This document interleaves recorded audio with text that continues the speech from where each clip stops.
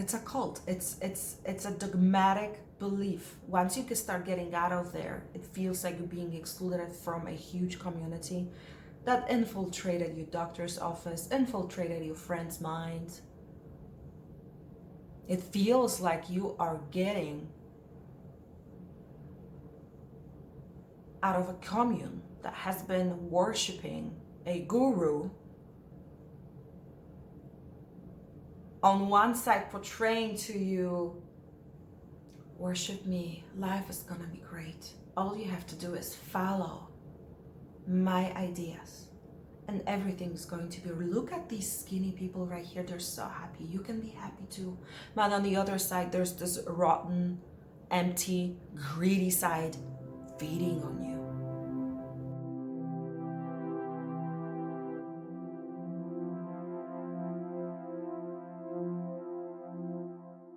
Hello everyone, and thank you for joining me for this video where I will be talking about the role of emotions and why you need to be in your body in order to heal your diet addiction.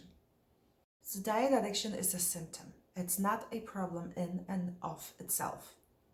It's an expression of something deeper going on inside our hearts and our minds. Diet addiction is a symptom of emotional trauma. It is a coping mechanism we use to cope with an emotional discomfort. So what kind of discomfort am I talking about, and what is emotional trauma? I am not talking about having everything stolen from your house or losing a loved one, even though those can be triggering points in your life that can open you up to this idea that diets are in some way, shape, or form are going to save you. What I mean by emotional trauma is any moment in your life where you felt unsafe and you could not get out of that situation. So it could be anything, starting from not having received the things that you wanted, reaching out for safety and being yelled at, feeling lost, not having the answers that you need, feeling judged, feeling exposed, and the most important trauma that we really need to talk about is feeling out of control, feeling powerless, and feeling hopeless. When these emotions arise and we reach out to safety, and we do it unconsciously, this is not something we are thinking about and then doing. This is an automatic action.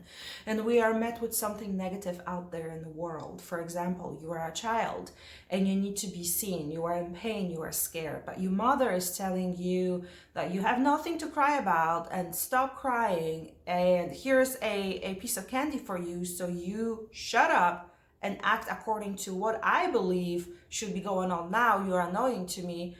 You as a child understand then that your emotions are invalid, that adults, in this case your mother that is providing everything for you, is right, and also that you cannot trust yourself. Because every time you feel insecure and unsafe and your parents do not see the same situation, don't perceive life the same way you do, you are going to be met with this resistance. You are perceiving the world wrong. You feel wrong about yourself. You feel judged. You feel insecure. You feel exposed. You feel the sense of injustice. And this is the emotions that you're being met every time you need to be safe. So over time, what do you believe is going to happen when this is your experience in life? What are you going to associate with safety? Safety means I'm going to be rejected. Safety means I'm going to be met with resistance. And it stays in the body. Every time we feel a negative emotion, that instinct is also activated. An instinct to run away, an instinct to fight, an instinct to hide. Maybe you want to just surrender. Your body knows how to keep you safe. And sometimes that really deep reptilian brain has to kick in to keep your body in safety. So when you are being yelled at, or when you are in the middle of an argument and you freeze, that's your body trying to keep you safe, because this is what has worked in the past. And these patterns you keep with you all throughout your life, unless you address them and unless you dissolve the emotional trauma, calm down the reptilian mind, and bring a resolution to that situation in the past, that emotional distress that you felt in the past. Letting your body know it's okay. This time in the past is now over. Because otherwise you keep reliving it and reliving it and reliving it like a broken record. So every time you feel judged, every time you feel exposed, every time you're being yelled at, every time your emotions are invalidated, you react in the same way. And this is why mental coaching itself will not help you resolve that problem forever. You might mask it, you might go around it, you might bypass the actual real problem, the root trauma that happened. But when a situation in your life has the same emotional flavor, the same emotional landscape and feel as the first original trauma that then allowed your belief system and coping mechanisms to sprout from it, that original trauma is not dealt with, your beliefs, your behaviors, and all of that will start growing up again. And it can happen within a month after you had your mental training session, within a year, within 20 years. It doesn't matter. There will be a time where the emotional landscape of a situation in your life is similar to that first unresolved trauma. And this is also why I include emotional trauma release in each and every of my ditching diet programs. It is very important to address the first original trauma that happened in your life. You don't have to even know what it was. Your body knows, and the body will give us answers.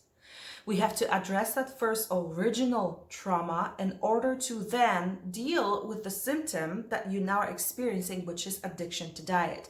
Believing that diets will somehow fix your life, will somehow make you better, will somehow put you in that elite of people that have it all, are accepted, are loved, and are somehow better when they are skinnier than when they're up their sizes of their bodies that are appropriate for them at the time, which is going to always fluctuate. So again, why is it important to address emotional trauma at the root of the symptom that you are experiencing now, which is the belief that diets will somehow keep you safe and that skinnier is better? Maybe for you, every client that I work with is different. Everyone has different associations with safety, which we discussed previously. Everyone has different traumas from the past. We also inherit some of the values and beliefs from our parents, and they inherited that from their parents. So every client I work with is different. Maybe for you, you feel unworthy. You do not know your own self-worth. So you are always reaching out there to have a confirmation of you are a good person, you are loved, you're going to be included.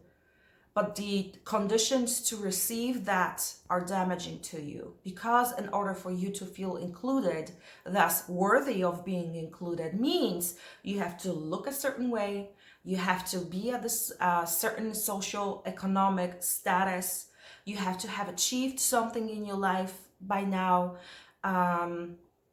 You know exactly what it is that you believe you need to have in order for you to feel worthy. And that also means having a body that is then worthy of being worshipped by the people outside. And they have been brainwashed as well. They also believe a certain body type is worthy of being worshipped, and some of them are only worthy of being rejected, invalidated, judged as wrong. And we do not want to be in that group of those people who have those bodies that are not worthy of being accepted. So we will do freaking anything to be accepted. Maybe in the past you have been congratulated when you were losing weight and you looked a little different, because it has been a reflection of someone else's values, and you started liking that validation because it feels good. It does. It did feel good to me when I was still stuck in that cycle. And when I felt bad about myself, it was easy to get approval and praise from outside by manipulating my own body. So then temporarily I can be congratulated on something and I feel like I achieved something. For many of us, chasing that ideal body is a reflection of our mother's value system. Because let's be honest, the diet industry has been around for over 200 years. So your mother, if you're here alive watching this video, your mother did grow up hearing that skinnier is better. And she projected that value onto you. And when she had a child that was temporarily getting chubbier, because that's what's happening with our bodies when we go through puberty, we change, our bodies change, it's normal. We go from chubby to upwards to, let's just say normal, whatever normal means to you. But the moment your mother unconsciously projected her values onto you, don't be eating that much, you're gonna be fat. No one will want to play with you. When you go to school, older kids will be laughing at you. You hear that. You hear her fear for you. She wants you to be included. She wants you to feel safe. This is all happening on a subconscious and unconscious level. Unconscious, I mean the emotions in the body that we feel. Unconscious mind is your body. And the body records all information that you have been exposed to. It records the fear your mother felt when her mother was projecting her fears onto her, and now she's projecting it onto you because she wants you to feel safe. She doesn't do it to damage you or hurt you, but when she's telling you, you are a better child, I love you more, the world will value you more when you look a certain way, you accept that as truth because you also are experiencing a difference in her emotional temperature. She's either warmer or colder towards you as you change, as your body changes, as you do things that she approves of, meaning that everybody else also kind of sort of approves of. Unless you had a privilege of growing up in a home where both parents, or at least the mother, was a little bit more conscious about your individuality as a human and the how valid your emotions are, that you perceive world differently. But I'm going on a tangent right now.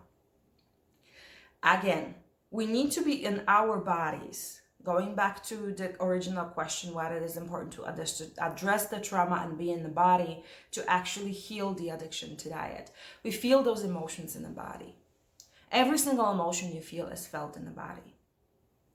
And in order to know what it was originally that opened you up to this belief in this culty, brainwashing idea that skinnier is better, we have to first address the original emotional stress that opened you up to it. That stress that was not met with resolution, and the only resolution was creating that belief and going after those values at the time. And it kept you safe back then, but it no longer serves you. In order to know that, we have to be in our body because the information is recorded in our bodies and it's going to be given to us via emotions, associations, and instincts. And what we women do so many times, we hate our bodies and we want to get out of here. We want to get out of here and we dream about older bodies. We dream about changing ourselves. We avoid feeling the negative emotions in the body, and so we mentally check out. We don't really occupy this beautiful vehicle that we have. And what happens when there's an empty chair and there's an opportunity for someone to move into an empty chair, empty house when you're not here? People, places, things, and situations that are opportunistic are going to move in, and they're most likely are going to be parasitic. And this is what's happening to all of us women now that we have this 60 billion a year industry telling us how our bodies should look like, and we are worthy only at this number on a scale, or when we look like that, or when we achieve this and that. And we believe them because we were not at home when they first started telling us those things. We emotionally and mentally moved out, and that parasitic diet industry moved in, installing a faulty programming of this culty believing that skinnier is better, and now we do anything we can do to get there. And along the way, so many of women lost their lives, lost their loved ones, lost their sanity, are perpetually on some kind of pill to help them deal with how they feel in their lives.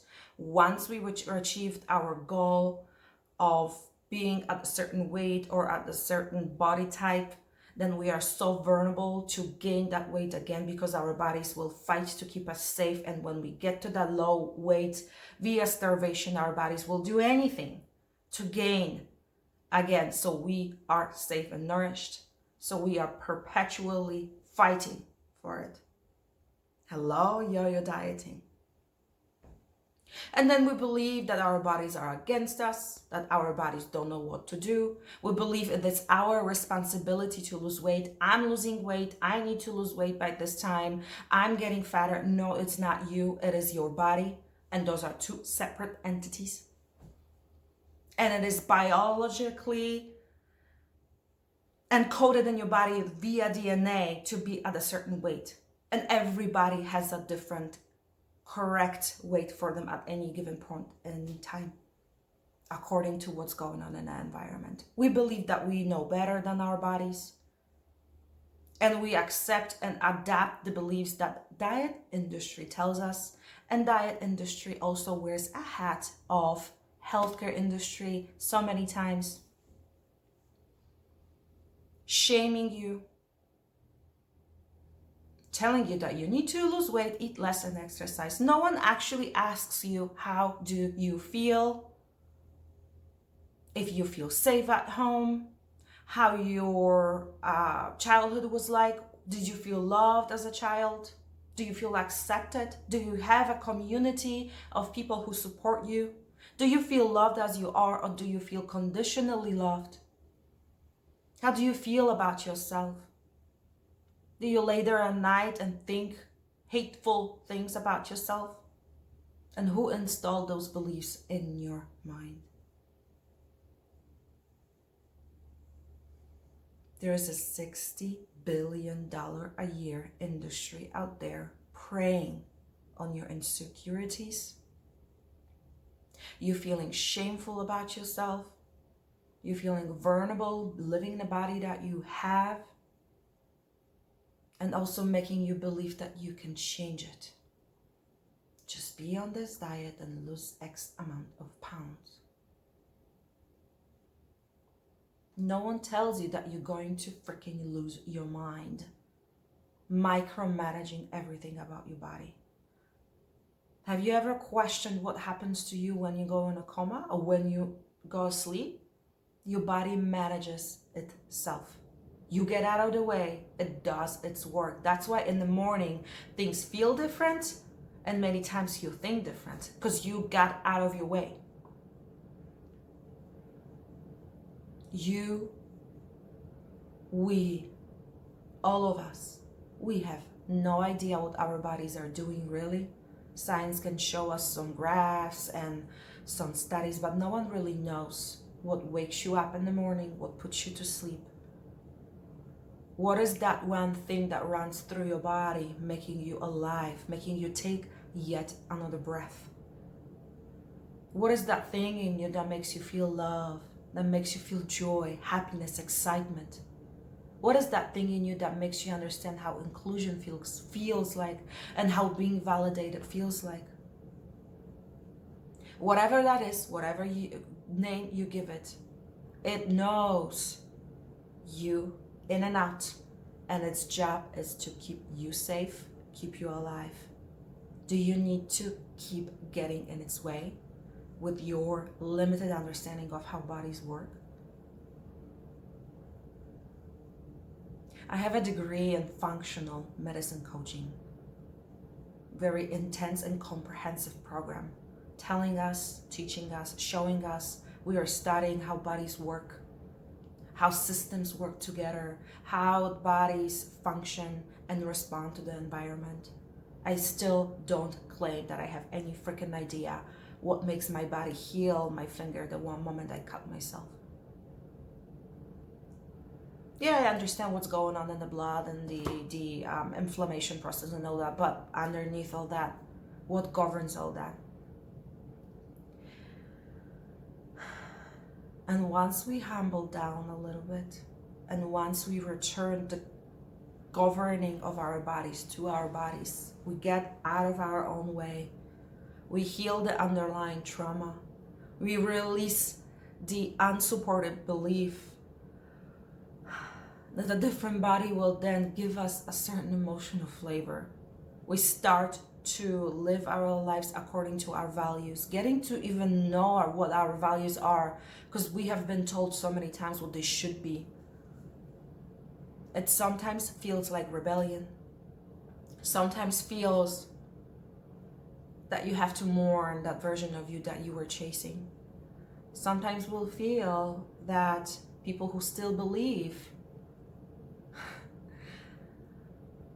in the mirage of a better life after the diet, once you start getting out of that culty, it's a cult, it's a dogmatic belief. Once you can start getting out of there, it feels like you're being excluded from a huge community that infiltrated your doctor's office, infiltrated your friends' minds.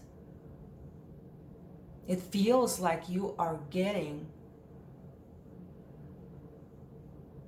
out of a commune that has been worshiping a guru,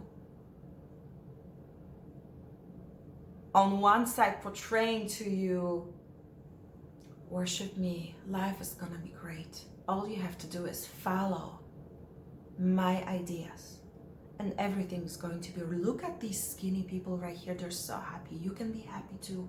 But on the other side, there's this rotten, empty, greedy side feeding on you.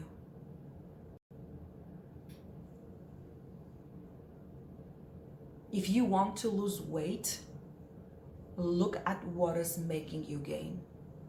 Your eating behaviors, that's still a symptom. What is making you eat the way you eat? And here we are diving into the juicy topics of how you were brought up, what family you are coming from, what social economic status you're coming from, what you believe about receiving and being nourished are, how easy it is for you to deal with your emotions without external substances.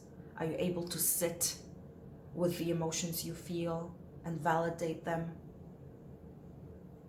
Those are things that many of us do not have skills to do. We were never taught that in our life, and we have to learn it anew. I had to learn anew.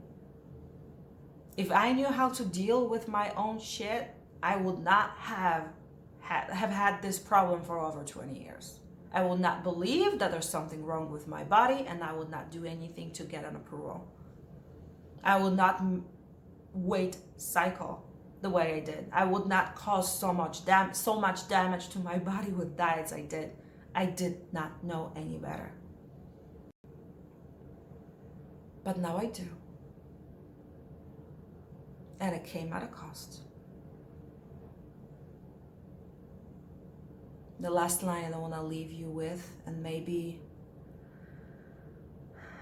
it is my hope that this will start a thinking process that there can be a way out, and that in the end you are in control, is that nightmares wake us up from sleep. And if you are living in a nightmare of a life because you constantly feel unfulfilled, feel unworthy, don't know who you are, accept truths of others, there's no shame in it. This is what was keeping you safe in the past. But you do, once you see and notice how much is it costing you to actually chase after that mirage, you are also start to question whether or not there could be another way. And I am offering that another way. of returning back to our bodies, occupying the spot we have been trying to avoid, addressing and healing the emotional trauma that opened you up to these unsupportive beliefs. Seeing that your body has been always trying to keep you safe. Humbling down and getting out of our head the idea that we know better than our bodies do. Basically giving up the chase and everything that we were chasing. It feels scary. It feels that will be dire consequences. I know, because this is how I felt. But I also know it can be so much better. And you can actually start feeling, not knowing because you are reading it in a book or you post it on a post-it note and pasted it on your mirror and you are repeating to yourself in the morning, I am worthy. Actually feeling in your cells, in your body, in your brain, in your entire existence, in your energy body around you, that I am worthy because I am here, alive, breathing. I am worthy just because I am. I am worthy because I know what I am capable of. I love myself, and I love myself in a way that I accept the good, the bad, and the ugly. It happened for a reason, but now I have a power, and I remember that I can be in control. I can correct some things lovingly, not attacking the bad parts of ourselves, lovingly, with compassion. So it no longer feels like a fight. So it no longer feels like a fight. Wouldn't it be awesome when you can just finally take a deep breath and say to yourself, I have arrived. I have the body I always dreamt about having, body that keeps me safe. But when we are addressing the symptom, we're not gonna get ourselves anywhere. When we address the real root cause of how we feel, and that is making us believe certain things, and that is making us act out and choose certain things for us. So again, to summarize this entire video, we need to be in our bodies to feel the emotions in our bodies that are then going to give us information about the original trauma that happened to us. We have in our power and an ability to resolve, dissolve, bring solution and resolution to those times in the past. And I will teach you all of that inside my program. Once we do that, the life slowly starts to click in and everything makes sense again. And your effort, your pushing through is no longer needed. Okay, so if what I am saying interests you, you would like to learn how to release trauma, you would like to experience the freedom of finally feeling different in your entire body about yourself and about who you are and about your worth, I invite you to contact me. Let's get on the phone together so we can discuss the details. And if you are the right fit to my program, I will invite you in. And if not, if this is not a point in your life where you are ready to address this, I will give you, and together we'll find out the right steps for you to get off the point in your life where you are right now. So whatever is going to happen, this call will be beneficial to you. I am inviting you in to join me. See the link on how to contact me in the comments down below. I am looking forward to meeting you and seeing you remember your worth and who you truly are.